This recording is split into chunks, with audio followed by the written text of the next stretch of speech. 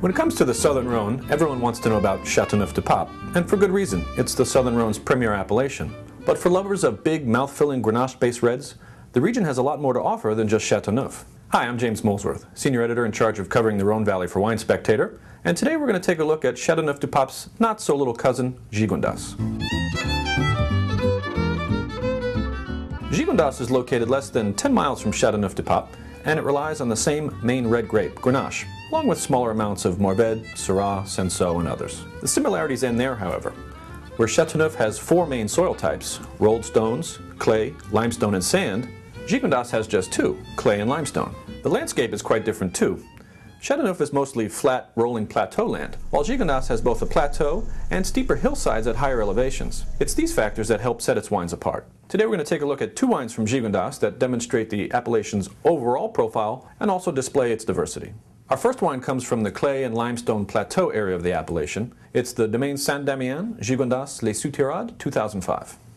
Owners Joël and Amy Sorel used to sell their grapes to the local co-op, but in 1996 they decided to start making their own wines, and today they work with the consultant Philippe Camby. This cuvée is a blend of 80% Grenache with 20% Mourvedre, sourced from 70-year-old vines. Let's give it a try.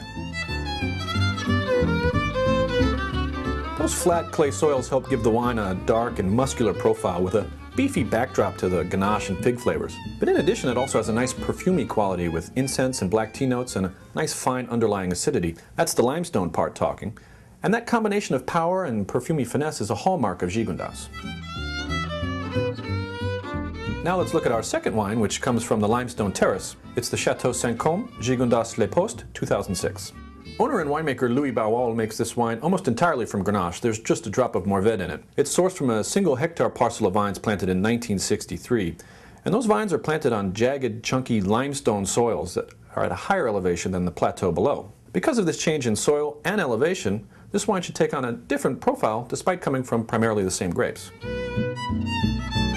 Now in this wine, the limestone is really talking. The wine is big and bold with sage and tarragon aromas and lots of plum, blackberry, and mulled spice notes, but the finish is really pure with a mouth-watering minerality. Once again, there's that perfumy finesse that Gigondas gives, but it's even more prominent in the Saint-Côme because of the all-limestone soils, as opposed to the clay and limestone that we saw in the Saint-Damien. Both wines have their Gigondas similarities, but they have their terroir-induced differences as well. So the next time you want to drink one of those big, mouth-filling Grenache-based reds from the Southern Rhone, think of Gigondas instead of Chateauneuf-du-Pape. You get some of the similarities, but that extra perfumy finesse as well.